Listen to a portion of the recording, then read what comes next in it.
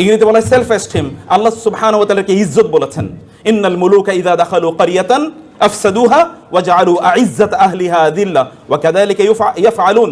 আল্লাহ তাআলা বলেছেন স্বৈরাচারদের, জালিমদের এদের একটা চরিত্র যুগ যুগ ধরে আছে। জালিমরা যদি কোনো একটা সময় কোনো একটা সমাজে অথবা কোনো একটা রাষ্ট্রের যদি তারা ক্ষমতাশালী হয়, তাহলে ওইখানকার সম্মানিত মানুষদেরকে তারা অপমানিত করে। কারণ জানে সম্মানিত মানুষের একটা আত্মসম্মান বোধ আছে, এরা কোথাও মাথা নত করে না, এরা মাথা উঁচু করে দাঁড়ায়। যদি তারা দেখে যে তাদের সম্মানে কেউ আঘাত করেছে, তাহলে তারা বাঘের মতো গর্জে ওঠে। এই জন্য তারা সম্মানিত মানুষদেরকে অপমানিত করে, তাদেরকে তারা লিকুইডেট করে দেয়, অর্থাৎ তাদেরকে সমাজ থেকে নিশ্চিহ্ন করে দেয়। এটা যুগ যুগ ধরে এটা ছিল। আল্লাহ সুবহানাহু ওয়া তাআলা কোরআনে সূরা সাবাতে, মোস্ট প্রবাবলি, আমি হাফেজ নামে জানি না, most probably it is in সূরাতু সাবা। এটা কি সূরা সাবায় আছে নাকি? হ্যাঁ, কোন সূরায়? আচ্ছা, তোমরা বলতে হবে পরে। ইন্নাল মুলুকা ইযা দাখালু ক্বরিয়াতান আফসাদুহা ওয়া জাআলু আইজ্জাতা আহলিহা আযিল্লা ওয়া কাযালিকা ইয়াফআলুন। এটা তাদের ওয়া কাযালিকা ইয়াফআলুন মানে এটা হচ্ছে যুগ যুগ ধরে তাদের চরিত্র। ফাইলে মুদারি, ফাইলে মুদারির মধ্যে একটা ইস্তেমরারির একটি অর্থ রয়েছে, মানে এটা সব সময় চলে। এটা আল হুদুস, এখন ঘটে, আবার অন্য সময় এটা আত তাহাদ্দুস, মানে বারবার এটা ঘটে, এরকম একটা সম্ভাবনা ফাইলে মুদারির মধ্যে রয়েছে।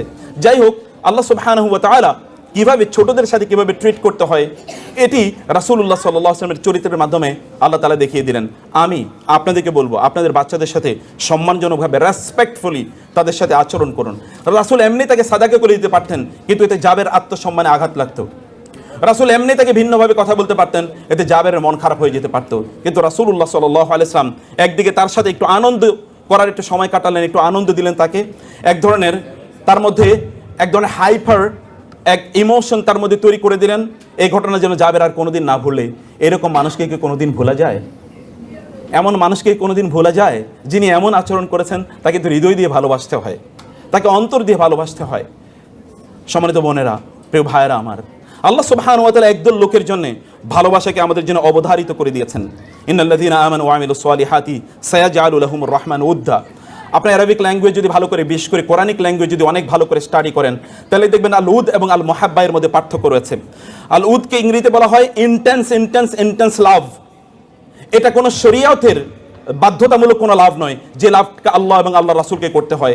এটাকে বলা হয় মুহাব্বা। কুল ইন কুনতুম তুহিব্বুনাল্লাহ ফাত্তাবিউনি মান আহাব্বা লিল্লাহি ওয়া আবগাদা লিল্লাহি আল মুতাহাব্বিউনা ফিল্লাহ মান আবগাদা লিল্লাহ ওয়া মান আহাব্বা লিল্লাহ ওয়া আবগাদা লিল্লাহ। আল মাহাব্বা এটা হচ্ছে শরীয়ী টার্ম, কিন্তু আল উদ এটা কোনো জিনিসের এগেনস্টে না, এটা কোনো জিনিসের বিনিময় না, এটা অন্তর থেকে উৎসারিত একটা গভীর ভালোবাসা। এই ভালোবাসা যেমন ভাবে আল্লাহ সুবহানাহু ওয়া তাআলা বলেছেন between the husbands and the wives, ওয়া মিন আয়াতিহি আন খালাকা লাকুম মিন আনফুসিকুম আজওয়াজান লিতাসকুনু ইলাইহা ওয়া জাআলা বাইনাকুম মাওয়াদ্দাতান ওয়া রাহমা। স্বামী এবং স্ত্রীর রিলেশনের কেমিস্ট্রি হচ্ছে আল্লাহ তাআলা বলেছেন আল মাওয়াদ্দা।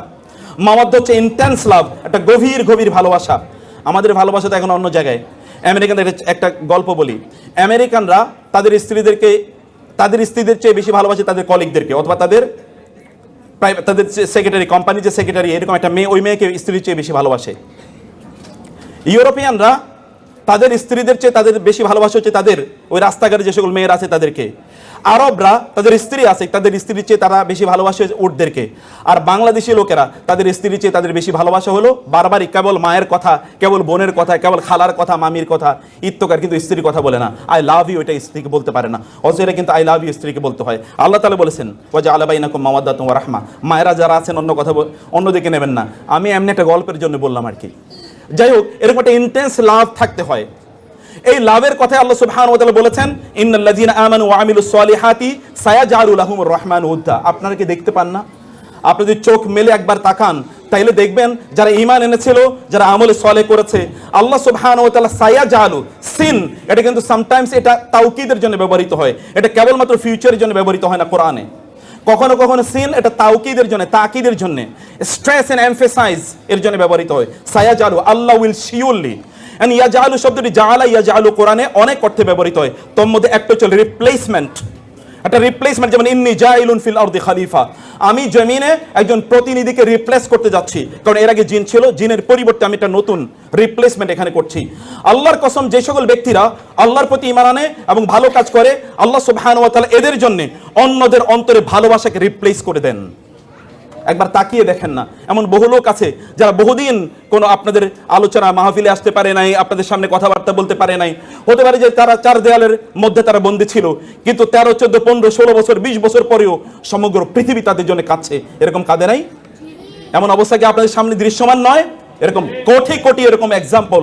কেবল যদি আপনাদের চোখ আছে, ইন্নাহা লা তা'মাল আবসার ওয়ালাকিন তা'মাল কুলুবুল্লাতী ফিস সুদূর, যদি অন্তরের দৃষ্টি থাকে তাহলে আপনি এটা দেখতে পাবেন। আল্লাহ তাআলা কি রকম ভালোবাসা তাদের অন্তরে তৈরি করে দিয়েছেন। আমি জানি এরকম লক্ষ লক্ষ মানুষের কথা, যে সকল লক্ষ লক্ষ মানুষরা এরকম ব্যক্তিদের জন্য সেজদায় গিয়ে কাঁদে, অথবা তারা এমন জায়গায় গিয়ে কাঁদে যেখানে দোয়া কবুল হবেই, দোয়া কবুলের গ্যারান্টি দেওয়া হয়েছে, এমন জায়গায় গিয়ে কাঁদে। আপনাদের সন্তানদেরকে যদি আপনারা এইরকম একটা জায়গায় নিয়ে যেতে চান যাদের জন্য লোকেরা কাঁদবে, ফামা বাকাত আলাইহিমুস সামাউ ওয়াল আরদু ওয়া মা কানু মুনজারিন, এমন বহু লোক আছে তারা যখন মারা যায় তখন আসমান এবং জমিন তাদের জন্য কেঁদে ওঠে। এমন বহু লোক আছে, সাদ ইবনে মুআজ রাদিয়াল্লাহু তাআলা আনহু যখন মারা গিয়েছেন, ইহতাযাল্লাহু আরশুর রহমান, আল্লাহ সুবহানাহু ওয়া তাআলা আরশ পর্যন্ত কেঁপে উঠেছিল সাদ ইবনে মুআজ রাদিয়াল্লাহু তাআলা আনহুর জন্য। আরশ কেঁপে ওঠার অর্থ আমি জানি না, কারণ এটার কোনো এক্সপ্লেনেশন না আল্লাহ দিয়েছেন না আল্লাহ রাসূল দিয়েছেন, কিন্তু আরশ কেঁপে ওঠার কথা তো রাসূলুল্লাহ সাল্লাল্লাহু আলাইহি ওয়াসাল্লাম বলেছেন, এবং মুতাওয়াতির পর্যায়ে বর্ণনা। এই বর্ণনার মধ্যে কোনো সন্দেহ নাই, এরকম অনেক অনেক ঘটনা ঘটে। আল্লাহ সুবহানাহু ওয়া তাআলা এমন কিছু মানুষকে তৈরি করে দেন যারা আল্লাহর জন্য তাদের জীবনকে নিবেদিত করে দিয়েছিল। আল্লাহ সুবহানাহু ওয়া তাআলা অন্যদের অন্তর থেকে অন্য সকল জিনিসের ভালোবাসা দূর করে দিয়ে এই সকল ব্যক্তিদের ভালোবাসা তাদের অন্তরে তৈরি করে দেন। সায়াজআলু লাহুমুর রহমান উদ্দা। আর এই ভালোবাসা আল্লাহ তাআলা বলেছেন নট মুহাব্বা, তিনি বলেছেন উদ্দা। উদ্দা মানে হচ্ছে, হতে পারে যে এই ব্যক্তি আপনাকে কোনোদিন পছন্দ করে না অথবা আপনার আদর্শকে পছন্দ করে না, কিন্তু তিনি আপনার জন্য চোখের পানি ফেলবেন, তিনি আপনার কথা বলবেন, তিনি আপনাকে স্যালুট করবেন, তিনি আপনাকে শ্রদ্ধা করবেন। এমন বহু লোক যারা হতে পারে যে আদর্শিকভাবে আপনাকে প্রচন্ডভাবে তারা ঘৃণা করে, কিন্তু আপনার ভালোবাসা তার অন্তরে আল্লাহ তাআলা এমন ভাবে তৈরি করে দিয়েছেন সে আপনাকে শ্রদ্ধা করা ছাড়া কোনো উপায় নাই, in public or in private. সম্মানিত ভাইরা, 3 নম্বর বোনেরা, 3 নম্বর যে বিষয়টা আমি বলতে চাই, আমি জানি না 15 মিনিট চলে গেছে কিনা, আমার ঘড়িটা কাজ করছে না। 3 নম্বর যে বিষয়টা আমি বলতে চাই, তাহলে আল্লাহ সুবহানাহু ওয়া তাআলা বলেছেন ইন্নাল্লাযীনা আমানু ওয়া আমিলুস, আল্লাহ সুবহানাহু ওয়া তাআলা বলেছেন ইন্নাল্লাযীনা ক্বালু রাব্বুনাল্লাহ সুম্মা ইসতাকামু তাতানাজ্জালু আলাইহিমুল মালায়েকাতু আল্লা তাখাফু ওয়া লা তাহজানু ওয়া আবশিরু বিল জান্নাতিল্লাতী কুনতুম তুআদুন। কোরআনের প্রত্যেকটা শব্দ যদি আমি বিশ্লেষণ করি তাহলে এটা অনেক সময় লাগবে।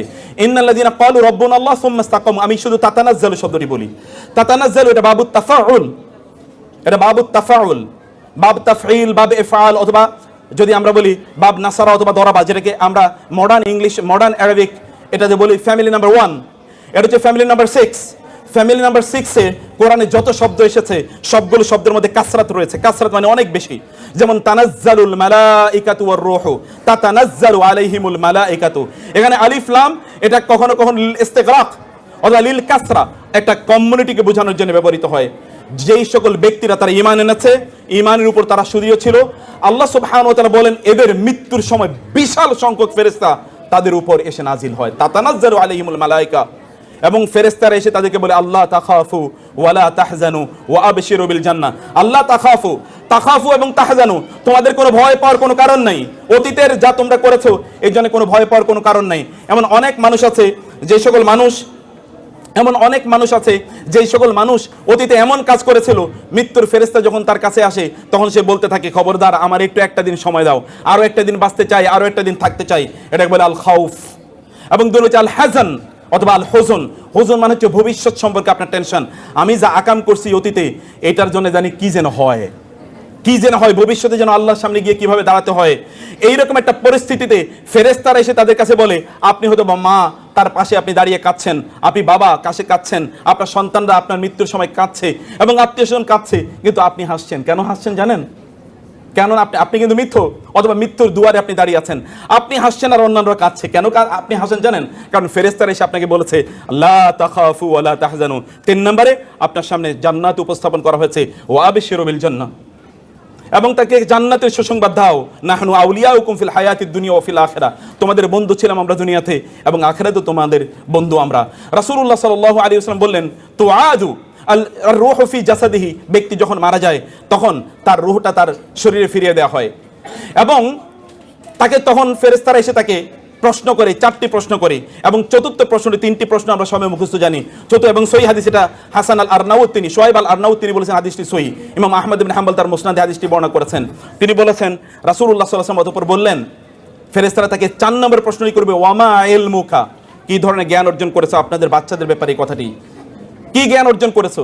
তখন সে বলবে, ক্বারাআতুল কুরআনা ফাআমানতু বিহি ওয়া সাদ্দাকতু, আমি কোরআন তেলাওয়াত করেছিলাম, কোরআন পাঠ করেছিলাম, কোরআনের উপর ঈমান এনেছি এবং কোরআন যা বলেছে আমি তাকে সত্যায়ন করেছি, আমি তা নিজের জীবনে বাস্তবায়ন করেছি, সেটা প্রচার এবং প্রসার করেছি এবং তার উপর আমি বিশ্বাস স্থাপন করেছি, আমি এর কোনো অন্যথা করি নাই।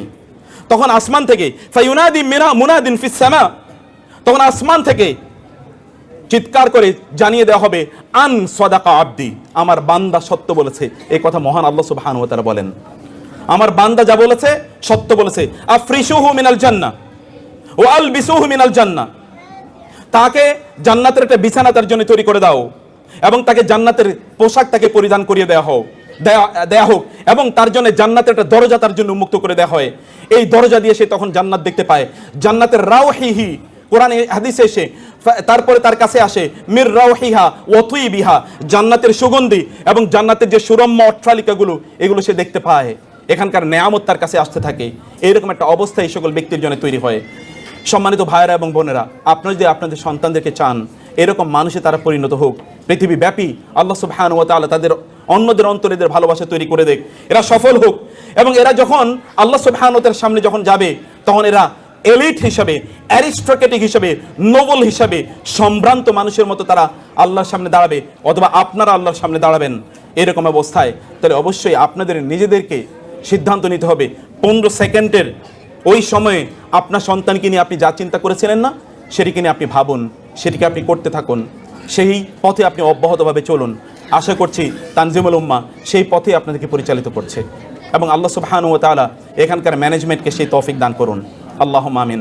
এবং আমাদের এই দেশকে আল্লাহ সুবহানাহু ওয়া তাআলা তার দ্বীনের জন্যে, তার শরিয়ার জন্যে এবং তার রাসূলের সুন্নাহর জন্য কবুল করে নিন। এখানকার উলামায়ে কেরামদের আল্লাহ তাআলা মর্যাদা অনেক অনেক বাড়িয়ে দিন এবং আল্লাহ সুবহানাহু ওয়া তাআলা তাদেরকে ডিভাইন হেফাজতের মাধ্যমে তাদেরকে হেফাজত প্রদান করুন।